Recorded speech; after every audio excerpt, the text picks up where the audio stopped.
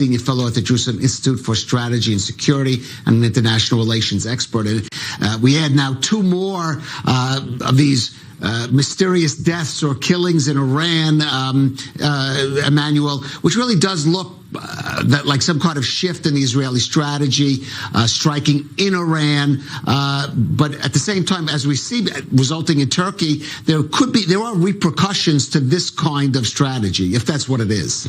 Well, there would also be repercussions in doing nothing against Iran, obviously. Because Iran, obviously, as we know, has been removing the cameras from the different sites. It's no longer cooperating with the Atomic Energy Agency.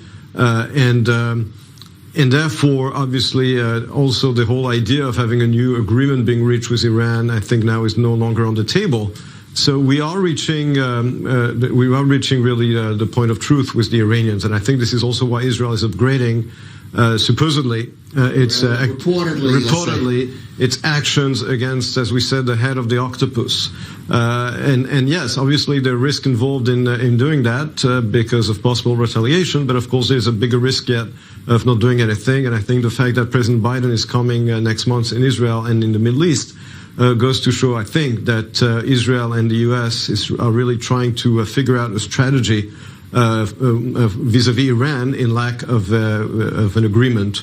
And when Iran is really upgrading its military enrichment program for nuclear weapons. And we'll talk about President Biden's visit later to the region and then more in another context. But if there was signs of a possible breakthrough in agreement, you could imagine the U.S., the Biden administration, might be objecting to what appears to be Israeli covert actions in Iran. Yeah, and I think it goes to show, I think those Israeli actions, in my opinion, do confirm that the Biden administration today is no longer even considering a new deal with Iran. I mean, it's very clear, I think, that if the Americans are basically letting Israel upgrading its activities against the Iranians, it's because they've given up on reaching a deal.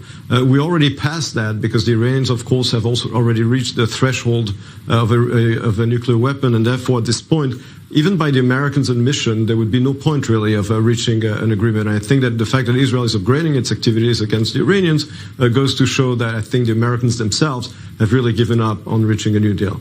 All right. It does look like President Biden coming here. Certainly one of the things will be on the agenda is the so-called Plan B for how to deal with Iran, the nuclear threat, and its other activities in the region. And, of course, talk of a kind of new Arab-Israeli, almost NATO organization to counter it. That seems to be would be part of that.